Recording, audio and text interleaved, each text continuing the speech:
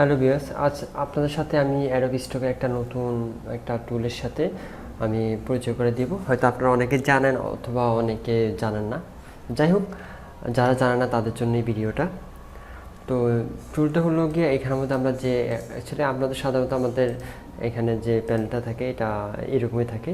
দেন আমরা এখান থেকে যদি আমরা যাই, একটু ক্লিক করে রাখি পোলার গ্রিড টুল।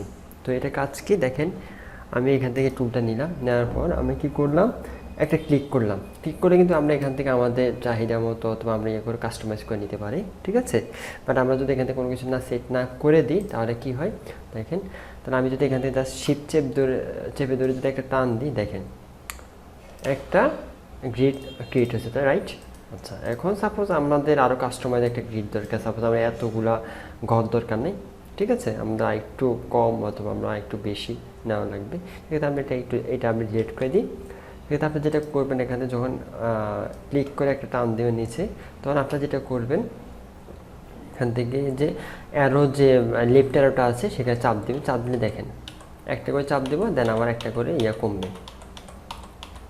ওকে, আচ্ছা। আর উপরে অ্যারোটা চাপ দিলে কী হবে, আমাদের এই যে সার্কেলগুলো বাড়বে, ঠিক আছে। আর আমি যদি ডাউন অ্যারোটা চাপ দিই তাহলে সার্কেলগুলো কমবে। সাপোজ আপনার এই ধরনের একটা শেপ দরকার, ঠিক আছে, সেক্ষেত্রে আপনি কী করবেন, আপনি এই ধরনের একটা শেপ দরকার, সেক্ষেত্রে আপনি এই ধরনের একটা নিয়ে নিলেন, ঠিক আছে। সেক্ষেত্রে আপনি এখানের মধ্যে আপনি আবার স্ট্রোক কালার ইউজ করতে পারবেন। এই যে stroke colour, sorry fill colour, আবার এখান থেকে স্ট্রোক কালারটা নান করে দেন, তাহলে হয়ে যাবে। তাহলে আপনি, ঠিক আছে, আপনি এখান থেকে যদি আপনি এক্সপ্যান্ড করে ফেলেন, তারপর এখান থেকে আনগ্রুপ করেন, ঠিক আছে, করে ফেলতে পারবেন। অথবা আপনি যদি এটাকে পুরোটাকে আপনি করতে চাচ্ছেন, যেটা হলো আপনি এটাকে ডিভাইড করতে চাচ্ছেন, সেক্ষেত্রে আপনি কী করবেন, পাথ ফাইন্ডার যেটা আছে আমাদের, ঠিক আছে, তো এখান থেকে আপনি কী করবেন, এখানে ক্লিক করলে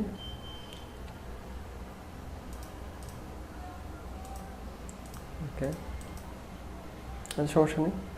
আমরা এখান থেকে ক্লিক করে এই যে সাপোজ আমাদের এই ধরনের একটা শেপ দরকার, সেক্ষেত্রে আমরা ক্লিক করে আমরা এই ধরনের একটা শেপ নিয়ে নিলাম, ঠিক আছে। আমরা আরেকটু বেশি আমরা এইভাবে আমাদের শেপ দরকার, এইভাবে আমরা নিয়ে নিলাম, ওকে। তো এটাই হলো মূলত কাজ, এই টুলসটা। তো আমার কাছে ভেরি ইন্টারেস্টিং লাগতেছে, যে কারণ আমরা ইচ্ছা মতো আমরা যদি করতে আমরা আমাদের চাহিদা অনুযায়ী, সাপোজ আমরা এখানে আমাদের ইয়াটা লাগবে না, সাপোজ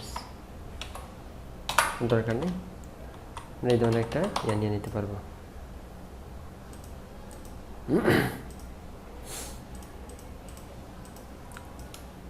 ঠিক আছে, ঠিক আছে। আমাদের অনেক সময় যে আমাদের ব্যাকগ্রাউন্ড ক্রিয়েট করার জন্য আমাদের এই ধরনের কিছু শেপ দরকার, যেটা আমাদের হয়তো ডিজাইনের এখানে আমরা বসাতে হয়, ঠিক আছে। তো এটাই হলো মূলত এই টুলটার কাজ। তো আপনি এখান থেকে আবার স্ট্রোকটা কমাতে পারবেন, বাড়াইতে পারবেন। এই যে এখান থেকে স্ট্রোকটা কমাতে পারবেন, বাড়াতে পারবেন। তারপর এটাকে আবার এক্সপ্যান্ড করবেন। এক্সপ্যান্ড করলে কি হবে, ঠিক আছে। তাহলে আমি এটাকে আলাদা আলাদা করে ধরতে পারবো, প্রত্যেকটা সার্কেল আনগ্রুপ, প্রত্যেকটাকে আবার আলাদা আলাদা করে ফেলতে পারবো। তারপর এটা লাগবে না, আমার এটা লাগবে না, এটা লাগবে না, এটা লাগবে না, এটা লাগবে না, এটা লাগবে না, ঠিক আছে। তো এইভাবে আমরা অনেকভাবে কাস্টমাইজ করতে পারি।